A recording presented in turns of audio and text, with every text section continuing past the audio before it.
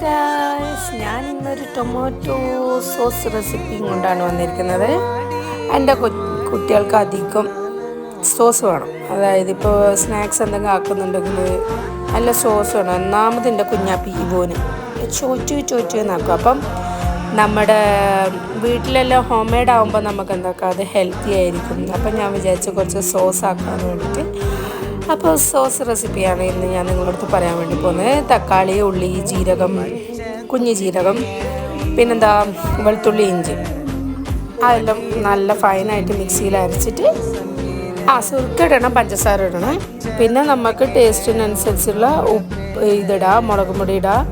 മുളക് ഇല്ലെങ്കിൽ ഡയറക്റ്റ് നമ്മളെ കാശ്മീരി ചില്ലി ഇല്ലേ, അത് വേണമെങ്കിൽ ഡയറക്റ്റായിട്ട് ഇതിൻ്റെ കൂടെ ഫൈനായിട്ട് അരച്ചിട്ട് അങ്ങനെ ചെയ്താലും മതി.